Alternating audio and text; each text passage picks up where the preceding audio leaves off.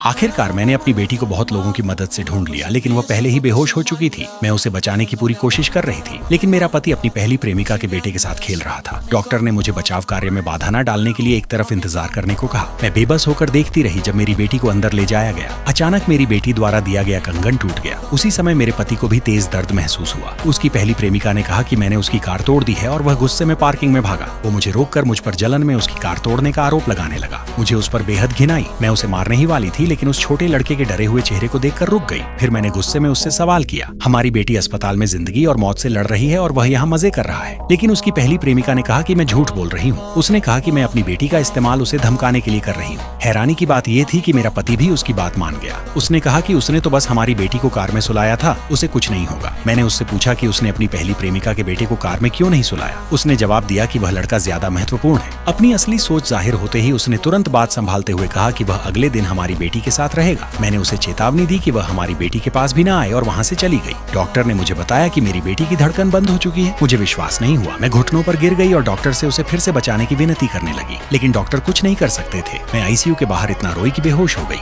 अचानक मेरी आंख खुली और मैंने अपनी बेटी को अपने पास पाया। मैंने उसे कसकर गले लगा लिया और कसम खाई कि अब कभी उसे अकेला नहीं छोड़ूंगी। मैंने राहत की सांस ली। लगा कि उसे खोना सिर्फ एक बुरा सपना था, लेकिन अगले ही पल वह मेरी आंखों के सामने गायब हो गई। मैं जितनी कोशिश करती उसे छू नहीं पा रही थी। मैं डर के मारे झांक गई और पागलों की तरह अपनी बेटी को ढूंढने लगी। मेरी असिस्टेंट ने मुझे पकड़कर रोका और बताया कि मेरी बेटी पर्दे के पीछे है, लेकिन अब उसमें सांस नहीं थी। उसी समय मेरा पति वार्ड में भागता हुआ आया। वह हमारी बेटी से माफी मांगना चाहता था। मैंने कहा कि अब बहुत देर हो चुकी है, लेकिन वह फिर भी उसे देखना चाहता था। मुझे समझ नहीं आया कि उसे इतनी जल्दी क्यों है। अचानक उसने कहा कि